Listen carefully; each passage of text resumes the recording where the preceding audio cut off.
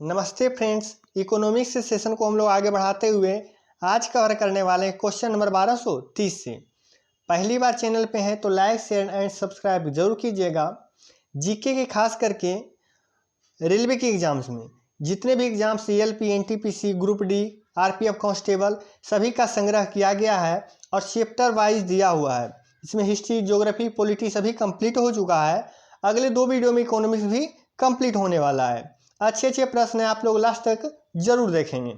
आज का पहला प्रश्न है, सतत विकास शब्द कब अस्तित्व में आया? ये देखिएगा 1987 में यह अस्तित्व में आया था। ASELR का पूर्ण रूप क्या होता है? देखिएगा स्टैच्यूरिटी, क्या? स्टैच्यूरिटी लिक्विडिटी रेशियो होता है। नीति, अब देखिएगा नीति आयोग में नीति का पूर्ण रूप पूछा गया है। इसका होता है option number D, national institution for transforming India. National institution for transforming India होता है। यही रिपीटेड क्वेश्चन है।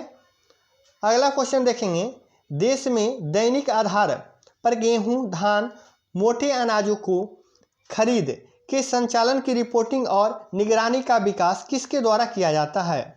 तो देखिएगा ऑप्शन नंबर 1, ऑनलाइन खरीद निगरानी प्रणाली। ऑनलाइन खरीद निगरानी प्रणाली हो जाएगा। अर्थशास्त्र में कहा जा रहा है वैकल्पिक कार्यक्रम का अर्थ क्या है? तो इसका अर्थ है दीर्घकालीन योजना। ये कैसे योजना है? दीर्घकालीन योजना है। आर्थिक उत्तरदायित्व और बजट प्रबंधन का मुख्य उद्देश्य क्या है? तो इसका मुख्य उद्देश्य है आर्थिक एकत्रीकरण करना, यानी आर्थिक एकत्रीकरण इसका मुख्य उद्देश्य है। क्वेश्चन नंबर 1237, निम्नलिखित में से किस समिति को चालू अर्थव्यवस्था समिति कहा जाता है? तो देखिएगा अनुमानित समिति को, किसको? अनुमानित समिति को चालू अर्थव्यवस्था समिति कहा जाता है। FDI का विस्तार क्या होता है? तो प्रत्यक्ष विदेशी निवेश, प्रत्यक्ष विदेशी निवेश होता है। निम्नलिखित में से किसको सार्वजनिक सामान कहा जाता है? सार्वजनिक यानी राष्ट्रीय रक्षा को सार्वजनिक सामान कहा जाता है। अगला प्रश्न है, जिस धन को भूमि, भवन, मशीन और अन्य उपकरण जैसी परिसंपत्तियों को खरीदने के लिए खर्च किया जाता है उसे क्या कहते हैं? तो उसे निवेश कहते हैं।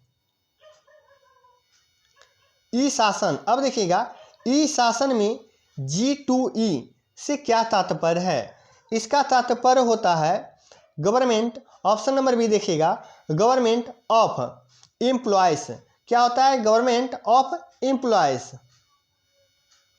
वह संपत्ति जो ऋण प्राप्तकर्ता के पास होती है और जिसे ऋणदाता की गारंटी के रूप में तब तक उपयोग करता है जब तक ऋण चुकाना दिया जाए, क्या कहलाती है? तो ये कहलाती है अनुसंगित संविदा। अनुसंगित संविदा कहलाता है। यहाँ से देखिए क्वेश्चन स्टार्ट हो रहा है टॉपिक नंबर 23 का। टॉपिक है लागत तथा आगम के विचार। पहला प्रश्न है, व्यापार की शर्तें मापती है? तो किसको किसको? पहला निर्यात कीमतों और आयात की कीमतों के अनुपात को। तो हाँ, option number A he correct होगा। व्यापारिक शर्तें मापती है, तो देखिए अभी जस्ट हुआ आयात मूल्यों के क्या है? निर्यात और आयात मूल्यों का अनुपात होता है। तो ऊपर में क्या होगा? निर्यात होगा और नीचे में आयात मूल्यों का अनुपात। सेम क्वेश्चन है। अगला प्रश्न देखिएगा, क्वेश्चन नंबर 1245, अर्जित कुल राजस्व और कुल लागत का देखिएगा किसी फर्म का लाभ होता है तो यह अंतर, ये दोनों का अंतर जो होता है क्या कहता है? फर्म का लाभ होता है। किसी निर्दिष्ट समयावधि के किसी देश की वस्तुओं को निर्यात मूल्य और आयात मूल्य के बीच अंतर को क्या कहते हैं? तो व्यापार संतुलन कहते हैं। ऑप्शन नंबर डी, व्यापार संतुलन। नीचे दिए गए विकल्पों का प्रयोग करके वाक्य को पूर्ण कीजिए। अब देखिए किसके कारण अल्पकालीन सीमांत लागत वक्र यू यानी कैपिटल यू आकृति का होता है? तो ये देखिएगा परिवर्ती अनुपात का नियम। पिछले वीडियो में भी ये प्रश्न हुआ था, परिवर्ती अनुपात का नियम होता है। कुल लागत प्रति इकाई उत्पादन लागत को जाना जाता है। तो देखिएगा यह इसको कहते हैं औसत लागत कहा जाता है। कृत्रिम उर्वरक पहली बार कैवीं शताब्दी के दौरान निर्मित किए गए थे? तो ये हो जाएगा 19वीं शताब्दी में। निम्न में से कौन सा प्रवर्ती यानी परिवर्ती लागत का उदाहरण नहीं है? अब देखिएगा किराया जो है परिवर्ती लागत का उदाहरण नहीं है। बाकी पैकेजिंग या वितरण या कच्चा माल ये सभी क्या है? परिवर्ती लागत है। किसी फर्म के लिए परिवर्तनीय लागत नहीं है। अब फर्म के लिए पूछ रहा है तो फर्म के लिए देखिएगा ये क्या हो जाएगा? तो कमीशन तो होता ही है, श्रम भी होता है, पैकिंग भी होता है, संपत्ति कर ये नहीं होता है। उत्पादन की सीमांत लागत, अब देखिएगा कितने अतिरिक्त इकाइयों के उत्पादन हेतु कुल लागत में होने वाले परिवर्तन से संबंधित है। तो ये एक हो जाएगा, एक अतिरिक्त इकाइयाँ। इनमें कौन सा किसी फर्म के लिए स्थिर लागत का एक उदाहरण नहीं है? अब नहीं है बोला है तो देखिएगा रेंटल लीज है, बीमा भी है, संपत्ति कर भी है, स्थिर लागत बोल रहा है। तो देखिएगा अनुरक्षक और मरम्मत यह एक अस्थिर लागत नहीं है। क्वेश्चन नंबर 1254, सुनिश्चित लागत क्या है? अब देखिएगा सुनिश्चित लागत क्या है? ऑप्शन देखिएगा option number D. Option number D है, कहा जा रहा है कि सुनिश्चित लागत यह देखिएगा व्यवसाय चलाने के दौरान मजदूरी, किराया और सामान के लिए दूसरों को किए जाने वाला प्रत्यक्ष भुगतान ही क्या कहलाता है? तो यह सुनिश्चित लागत कहलाता है। क्वेश्चन नंबर 1255, कारक आगतों की अवसर लागत के अतिरिक्त किसी व्यवसायिक फर्म द्वारा अर्जित लाभ क्या कहलाता है? तो असामान्य लाभ कहलाता है, असामान्य लाभ। निम्नलिखित में से दीर्घकालीन सीमांत लागत की सही परिभाषा बताइए। ऑप्शन नंबर सी, निर्गत के प्रति इकाई परिवर्तन के फलस्वरूप कुल लागत में परिवर्तन ही क्या कहलाता है? सीमांत लागत कहलाता है। दीर्घकालीन वो भी सीमांत लागत। स्थिर आगतों को नियोजित करने के लिए फर्म द्वारा वहन की जाने वाली लागत क्या कहलाती है? तो ये कहलाती है अवधि लागत। क्या? अवधि लागत कहलाती है। अल्पकालीन औसत, अभी जस्ट हुआ था, अल्पकालीन औसत क्या होता है? तो परिवर्ती लागत और नियत लागत का क्या होता है? योग होता है। न घटाव, न गुना, न जोड़, क्या होता है? जोड़ होता है, बटा में नहीं, क्या होता है? जोड़ होता है इसका। उत्पादन प्रक्रिया में प्रयुक्त स्वामित्व वाले आगतों की लागत की क्या अभिप्राय है? तो इसका अभिप्राय है अंतर्निहित लागत। क्या हो जाएगा? अंतर्निहित लागत। तुलनात्मक लागत का सिद्धांत, अब देखिएगा तुलनात्मक लागत जो होता है यह सिद्धांत किसने दिया था? तो डेविड रिकार्डो। किसने दिया था? डेविड रिकार्डो द्वारा दिया गया था। यहां से देखिए टॉपिक नंबर 24 स्टार्ट होता है मजदूरी। टॉपिक क्या है? मजदूरी का पहला प्रश्न है, न्यूनतम मजदूरी की परिभाषा निम्न में से क्या शामिल है? तो देखिएगा न्यूनतम मजदूरी पूछ रहा है तो बोलिए कार्य रोजगार न्यूनतम नहीं होगा, विवाह भी न्यूनतम नहीं होगा। देखिएगा रोजगार और निवेश, रोजगार आ गया तो ये भी न्यूनतम नहीं होगा। रोटी, कपड़ा, मकान ये सभी के लिए जरूरी है तो ये क्या होगा? न्यूनतम यानी मोस्ट इंपॉर्टेंट जरूरी है। भारतीय अर्थव्यवस्था में किस क्षेत्र में कर्मचारियों की संख्या 95% है जो राष्ट्रीय घरेलू उत्पाद में 57% योगदान देता है? तो ये देखिएगा असंगठित क्षेत्र। कौन सा क्षेत्र हो जाएगा? असंगठित क्षेत्र हो जाएगा। महात्मा गांधी राष्ट्रीय ग्रामीण रोजगार गारंटी अधिनियम वर्ष देखिएगा न्यूनतम कितने दिनों की गारंटी मजदूरी देता है? तो यह 100 दिन, जिसे मनरेगा कहते हैं। अकुशल श्रमिकों की प्रवास का निम्नलिखित में से क्या कारण है? तो इसका कारण है निर्धनता। क्या है? निर्धनता हो जाएगा। कामगारों का वह समूह जो उच्च योग्यता प्राप्त कुशल हो और जो मानसिक कार्य करता है क्या कहलाते हैं? तो देखिएगा यह कहलाते हैं सफेद पोस्ट कार्यकर्ता। क्या? सफेद पोस्ट कार्यकर्ता प्रदान की गई सेवाएं के एवज में सेवानिवृत्ति के समय नियोक्ता द्वारा कर्मचारियों को दी जाने वाली राशि को क्या कहते हैं? तो ये कहते हैं उपदान। क्या कहलाता है? उपदान कहलाता है। किसी वयस्क द्वारा किए गए अकुशल मानवीय कार्य के लिए प्रत्येक परिवार को एक वित्तीय वर्ष में कम से कम 100 दिन, तो 100 दिन क्या बताए थे?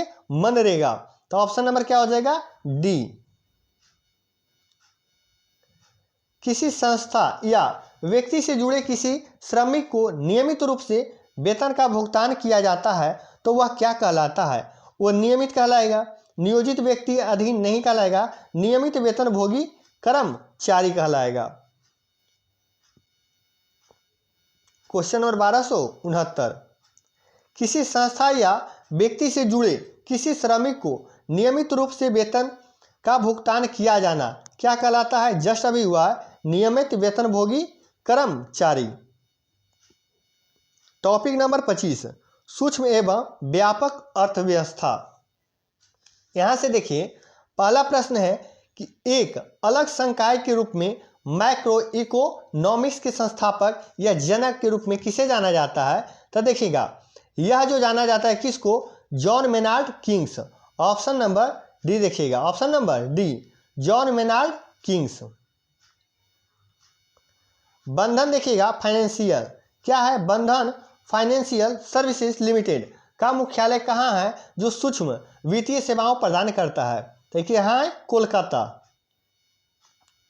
मैक्रोनॉमिक्स देखिएगा, विश्लेषण में उपभोग फलन, कुल उपभोग और किसके बीच का संबंध का वर्णन दर्शाता है? तो सकल राष्ट्रीय आय। क्या है? सकल राष्ट्रीय आय। Option number B. देखिएगा, किसका एक समष्टि अर्थव्यवस्था शब्द है जो आय के उस अनुपात को संदर्भित करता है जो वर्तमान वस्तुओं और सेवाओं पर खर्च किए जाने वाले के बजाय देखिएगा बचाता है। क्या है? अब देखिएगा, एक समष्टि अर्थव्यवस्था का शब्द पूछ रहा है जो आय के उस अनुपात को संदर्भित करता है जो वर्तमान वस्तुओं और सेवाओं पर खर्च किए जाने के बजाय क्या होता है? बचाया जाता है। तो उसे क्या कहते हैं? तो उसे औसत बचत प्रवृत्ति कहते हैं। औसत बचत प्रवृत्ति। मैक्रोनॉमिक्स अब विश्लेषण के अंतिम वस्तुओं से निर्गत में संतुलन मूल्य में कुल वृद्धि और देखिएगा स्वायत्ता व्यय में आरंभिक वृद्धि के अनुपात को अर्थव्यवस्था में क्या कहा जाता है? तो निर्गत गुण कहलाता है। क्वेश्चन नंबर 1275, समष्टि अर्थव्यवस्था का विश्लेषण में सीमांत बचत प्रवृत्ति किसे दर्शाती है? तो ये देखिएगा, ऑप्शन नंबर ए, किसी व्यक्ति की आय में प्रति इकाई परिवर्तन के फलस्वरूप उसकी बचत में परिवर्तन ही क्या कहलाता है? समष्टि अर्थव्यवस्था विश्लेषण। लघु वित्त यानी माइक्रो फाइनेंस क्षेत्र में सुधार के लिए भारत में पहली बार SHG बैंक लीकेज, अब देखिएगा SHG यानी BLP किस वर्ष शुरू किया गया इस प्रोग्राम को? तो 1992-93 में स्टार्ट किया गया था। ग्रुप डी 2022 का प्रश्न पूछा हुआ है। अब देखिएगा, निम्न में से कौन सा भारत का एक सूक्ष्म वित्त संस्थान है? तो सबसे सूक्ष्म पूछ रहा है, तो आरोहण वित्तीय सेवाएं। क्या हो जाएगा? आरोहण वित्तीय सेवाएं। माइक्रो फाइनेंस इंस्टीट्यूशनल नेटवर्क वो भारतीय रिजर्व बैंक RBI द्वारा non banking financial company micro financial institution के लिए भारत के पहले स्वनियामक संगठन किस रूप में देखिएगा मान्यता मिला था? जो रूप में SRO के रूप में मान्यता कब मिला था इसको? तो 2014 में। समष्टि अर्थव्यवस्था, अब देखिएगा, इसमें निम्न से किस रूप में परिभाषित किया जा सकता है? Option number D. Option number d देखिएगा, कहा जा रहा है वैसी अर्थव्यवस्था की एक शाखा जिसमें समग्र रूप से अर्थव्यवस्था का व्यवहार और प्रदर्शन का अध्ययन किया जाता है, उसे क्या कहते हैं? समष्टि अर्थव्यवस्था कहलाता है। 1280, कौन सा भारत में सूक्ष्म वित्त संस्थानों द्वारा गठित समूहों का एक नहीं है। अब देखिए कौन सा नहीं है, तो शहरी मॉडल। अब यहाँ देखिएगा सूक्ष्म, सूक्ष्म शहरी में नहीं आता है, तो यही क्या है, शहरी मॉडल बैंक। बाकी ग्रामीण मॉडल, स्वयं सहायता, संयुक्त देयता समूह, ये सभी जितना समूह है ग्रामीण है। क्वेश्चन नंबर 1281, यहाँ से स्टार्ट होता है कृषि। कृषि से पूछा हुआ प्रश्न देखिएगा, पहला प्रश्न है टॉपिक नंबर 26 है, भारतीय अर्थव्यवस्था के संदर्भ में निम्नलिखित में से कौन सा प्राथमिक क्षेत्र के अधीन आता है। तो प्राथमिक क्या आता है, कृषि। और दूसरा में क्या आता है, दूसरा में आता है जितना भी फैक्ट्री है या कंपनी, दूसरा में क्या आता है, कंपनी। और तीसरा में आता है सेवा कर। और सबसे ज़्यादा जीडीपी कहाँ से आता है, सेवा कर से। कुसुम योजना, अब देखिए यह किसको बढ़ावा देता है, तो इस सौर खेती को बढ़ावा देता है। किसको, सौर खेती को। हाल ही में भारत सरकार द्वारा किस उद्देश्य के लिए प्रधानमंत्री कृषि सिंचाई योजना शुरू की गई थी। तो कृषि और सिंचाई के लिए यह योजना शुरू किया गया था। भारत में हरित क्रांति के अग्रदूत प्रसिद्ध कृषि वैज्ञानिक कौन थे। तो ये देखिएगा कौन थे, यहाँ पूछ रहा है भारत में हरित क्रांति के अग्रदूत। अग्रदूत की बात करेगा तो क्या हो जाएगा, इसका आंसर चेंज हो जाएगा। अब देखिएगा गुरचरण सिंह कालकट हो जाएंगे। कौन, गुरचरण सिंह कालकट। अब देखिएगा यही प्रश्न आगे देखिए दिया हुआ, ये दोनों का अलग क्वेश्चन होगा। ये देखिएगा अग्रदूत पूछेगा और यहाँ जनक पूछेगा। यहाँ देखिएगा वैज्ञानिक पूछा जा रहा है, ठीक है ना, और यहाँ हरित क्रांति का डायरेक्ट जनक पूछा जा रहा है। इसका आंसर हो जाएगा गुरचरण सिंह कालकट। लेकिन यहाँ आंसर डायरेक्ट पलट जाएगा एम.एस. स्वामीनाथन। कौन हो जाएंगे, एम.एस. स्वामीनाथन, हरित क्रांति के जनक भारत में। हाल ही में समाचार में देखा गया, देखिएगा ई नाम शब्द किससे संबंधित है। तो हो जाएगा कृषि बाजार से यह संबंधित है, ई नाम। कौन सा कृषि उत्पाद बाजार में अधिकतम निर्यात मूल्य अर्जित करता है। तो देखिएगा बासमती चावल। क्या हो जाएगा, बासमती चावल। केंद्रीय धान अनुसंधान संस्थान किस शहर में है। तो देखिएगा यह कटक, उड़ीसा। कहाँ है, कटक में स्थित है। पीली क्रांति किससे संबंधित है। तो देखिएगा किसके उत्पादन में वृद्धि। तो पीला कौन है, सरसों, यानी कि क्या हो जाएगा, तिलहन उत्पादन से संबंधित है। Question number 1290। अब देखिएगा इसमें कहा जा रहा है ऐसी अर्थव्यवस्था जिसमें कुल उत्पादन में प्राथमिक क्षेत्र की हिस्सेदारी 50% या उससे अधिक हो, क्या कहलाती है। तो ये देखिएगा सबसे ज़्यादा इसमें क्या कहता है, अधिक हो हिस्सेदारी, तो कृषि की बात आएगा। कृषि अर्थव्यवस्था में हिस्सेदारी ज़्यादा होता है। भारत में हरित क्रांति का जनक अभी जस्ट बताएं, क्या हो जाएगा, एम.एस. स्वामीनाथन। सरकार ने कृषि रूपांतरण के लिए बिल और मिलिंडा गेट्स फाउंडेशन के साथ समझौता ज्ञापन पर हस्ताक्षर किया है। तो ये सरकार उड़ीसा सरकार है। अब देखिए मिशन काकतिया निम्नलिखित में से किस राज्य सरकार द्वारा शुरू की गया एक क्या है, सिंचाई परियोजना है। तो ये तेलंगाना सरकार द्वारा हो जाएगा। जनवरी 2018 में किस भारतीय राज्य सरकार में जलवायु देखिएगा समुत्थानशील कृषि को बढ़ावा देने के उद्देश्य के लिए 4000 करोड़ की परियोजना की मंजूरी दी गई है। तो ये देखिएगा किसके द्वारा, तो ये क्या हो जाएगा, इसका आंसर हो जाएगा महाराष्ट्र। वाणिज्य फसलों के मूल्य समर्थन संचालन की कार्यान्वयन के लिए केंद्रीय एजेंसी का नाम बताइए। तो हो जाएगा नेफेड। कौन सा एजेंसी हो जाएगा, नेफेड। अगला है पट्टी सीमा निम्नलिखित में से किस राज्य सरकार द्वारा चालू किया गया एक सिंचाई परियोजना है, पट्टी सीमा। तो ये आंध्र प्रदेश द्वारा हो जाएगा। हाल ही में केंद्रीय बजट में घोषित, अब देखिएगा ऑपरेशन ग्रीन्स निम्नलिखित में से किस फसलों से संबंधित है।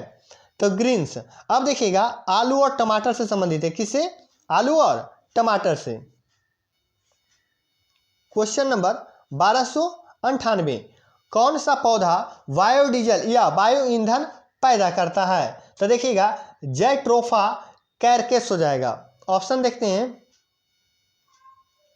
ऑप्शन नंबर देखिएगा ऑप्शन नंबर बी, क्या हो जाएगा, जैट्रोफा कैक्रैक। ये क्या है, कैक जो है कैरकेस, ये जो है क्या करता है, तो पौधा बायोडीजल या बायो ईंधन पैदा करता है।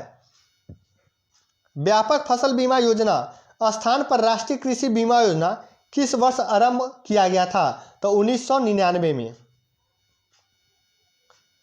प्रत्यक्ष देखिए विदेशी निवेश के कारण बागवानी में किन नई प्रक्रियाओं को लाया गया है? तो ये देखिएगा ऑप्शन नंबर बी, टपका सिंचाई और पानी का विनियमित उपयोग। वह कौन सा मुख्य क्षेत्र है जिसमें आने वाले दशक में बिहार में सबसे अधिक बढ़ने की संभावना है? तो ये देखिएगा खाद्य प्रसंस्करण और खाद्य उत्पादन। भारत में हरित क्रांति के संदर्भ में HYVP का पूर्ण रूप क्या है? तो इसका हो जाएगा हाई यील्डिंग क्या है? वैराइटीज पैटर्न, यानी हाई यील्डिंग वैराइटीज पैटर्न हो जाएगा। तीव्र परिवर्तनों में से होने वाले रेशम के कीड़ों और मेढक के लार्वा के वयस्कों रूपांतरण को क्या कहलाता है? तो कहलाता है क्यांतरण। क्या कहलाता है? क्यांतरण। हरित क्रांति के संबंध में निम्नलिखित में से कौन सा कथन सही नहीं है? अब देखिएगा गलत चुनना है। इसके समय के साथ निवेश घटता है। तो देखिएगा ये क्या है? तो देखिए यहाँ कहा जा रहा है हरित क्रांति, यहाँ कह रहा है समय के साथ निवेश घटता है। समय के साथ निवेश घटेगा नहीं। तो ये देखिए खाद्यान्नों और कीटनाशकों की आवश्यकता होती है, फसलों की पैदावार में वृद्धि होती है और अधिक उपज देने वाली किस्मों के बीजों का उपयोग किया जाता है। ये सभी क्या है? सही है। क्वेश्चन नंबर 1305, भारत का प्रमुख गेहूं उत्पादक क्षेत्र निम्नलिखित में से कौन सा है? तो देखिएगा पंजाब हरियाणा का मैदानी भाग। क्या हो जाएगा? पंजाब हरियाणा का मैदानी भाग हो जाएगा। अगला है टानवा। क्या है? टानवा 1980 के दशक के अंत में तमिलनाडु में देखिएगा महिलाओं को नवीनतम कृषि तकनीक और जैविक खेती के प्रतिरक्षित क्या है? प्रशिक्षित करने के लिए शुरू की गई थी। यानी तमिलनाडु के महिलाओं को एक नवीनतम कृषि तकनीक के लिए क्या किया गया था? प्रशिक्षण किया गया था। इस योजना में देखिएगा तनवा का पूरा नाम बताना है। तो इसका पूरा नाम क्या है? Tamil Nadu women in agriculture. Tamil Nadu women in agriculture. Madhya Pradesh में होने वाले कृषि दहन देखिए कृषि को किसके रूप में जाना जाता है? तो इसे कहते हैं बेबर। क्या कहते हैं? बेबर कहते हैं। मत्स्य पालन मंत्रालय के अनुसार देखिएगा वैश्विक मछली उत्पादन में भारत की हिस्सेदारी कितनी है विश्व में? तो 7.7%। व्यापक फसल बीमा योजना CCIS 1985 से देखिए क्या प्रदान करने में उद्देश्य के लिए शुरू किया गया था? इसका उद्देश्य क्या था? तो पहला ऑप्शन देखिएगा सूखा, बाढ़ आदि कारण फसल नष्ट होने की स्थिति में किसानों को वित्तीय सहायता प्रदान करना इसका उद्देश्य था। भारत में देखिएगा आर्थिक सर्वेक्षण के अनुसार वित्तीय वर्ष 2020 से 21 के लिए गन्ने के कुल उत्पादन में निम्न में से किस राज्य का योगदान सर्वाधिक है? तो गन्ना में योगदान सर्वाधिक कहेगा तो क्या हो जाएगा? उत्तर प्रदेश। खाद्य एवं कृषि संगठन के अनुसार वर्ष 2019 के लिए वैश्विक चावल उत्पादन में भारत का कौन सा स्थान है? तो चावल में कितना है? दूसरा स्थान रखता है विश्व लेवल पर। 1965-66 में हरित क्रांति के अभिन्न अंग के रूप में शुरू किए गए उच्च पैदावार विविधता HYVP कौन सी फसलें शामिल थी? तो इसमें देखिए गेहूं और चावल। कौन था? गेहूं और चावल।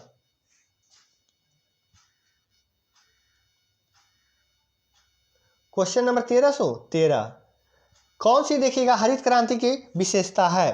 तो ऑप्शन नंबर डी। अब देखिएगा कृषि उत्पादन बढ़ाने के रासायनिक उर्वरकों का अधिक एवं उचित उपयोग सुनिश्चित करना इसका मेन विशेषता है। भारत में हरित क्रांति के विशेष रूप से देखिएगा किसमें कृषि के उत्पादन में वृद्धि का नेतृत्व किया था? तो राज्य बताना है option number B, Haryana, Punjab एवं उत्तर प्रदेश। कौन कौन सा राज्य हो जाएगा? हरियाणा, पंजाब और उत्तर प्रदेश। निम्न में से देखिएगा आदिम निर्वाह और संबंधित राज्य। देखिएगा आदिम निर्वाह कृषि कहते किसे हैं? इसी को कहते हैं झूम की खेती। झूम की खेती, झूम की खेती में होता क्या है, जंगलों में आग लगाकर खेत बनाई जाती है और आज यहाँ कल कहीं और कल कहीं और, इसे स्थानांतरण कृषि भी कहते हैं। तो देखिएगा केरल में कह रहा है कॉमन, अब पूछा जा रहा है क्या, असंगत, यानी कौन सा गलत है। देखिए कॉमन केरल, केरल का कॉमन नहीं है, तो केरल के क्या है, तो पोनम है। केरल के क्या है, पोनम, पोनम। अब देखिएगा पोड्डू, आंध्र प्रदेश के पोड्डू है, झारखंड के कुरुबा है। झारखंड में झूम की कृषि कैसा होता है, कुरुबा। मध्य प्रदेश में दाहिया, क्या होता है, मध्य प्रदेश में दाहिया होता है। गहन कृषि जिला कार्यक्रम, देखिएगा वर्ष कब गहन कृषि विकास के पहले बड़े प्रयोग के रूप में शुरू किया गया था, तो वर्ष 1960 में। स्वतंत्रता के समय कृषि की स्थिति के संबंध में निम्नलिखित में से कौन सा कथन गलत है। अब गलत चुनना है, पट्टेदारी प्रणाली बिचौलियों द्वारा अभिलक्षित थी, तो ये सही है। जमींदारों के किसानों की स्थिति को सुधारने में मदद करती थी, तो यह मदद नहीं करती थी, यही कथन क्या है, गलत है। खाद्य एवं कृषि संगठन के अनुसार 2020 में निम्न में से कौन सा देश विश्व में गेहूं के शीर्ष 4 उत्पादक देशों में शामिल नहीं है। 4 उत्पादक देशों में शामिल नहीं है, तो देखिएगा भारत है, चीन भी है, संयुक्त राज्य अमेरिका भी है, कनाडा इसमें नहीं है। उर्वरक क्रांति, देखिएगा उर्वरक क्रांति कौन सा रंग से संबंधित है, तो उर्वरक क्रांति किससे है, भूरा रंग से संबंधित है। Question number 1320। और आज का लास्ट प्रश्न है, भारत में श्वेत क्रांति का जनक, देखिएगा वर्गीज कुरियन, वर्गीज कुरियन है। ये श्वेत क्रांति किससे संबंधित है, दूध से, दूध से संबंधित है। आज का सेशन यही समाप्त होता है। अगले वीडियो में हम लोग स्टार्ट करने वाले हैं क्वेश्चन नंबर 1312 से 21 से 20 तक हो चुका है ना, 1321 से स्टार्ट करने वाले हैं। और अगले 2 वीडियो में हम लोग इकोनॉमिक्स खत्म करने वाले हैं। उसके बाद बहुत ही अच्छे प्रश्न का संग्रह स्टैटिक में किया गया है और अच्छे अच्छे प्रश्न हैं, तो आगे आने वाले वीडियो को आप देखना ना भूलेंगे।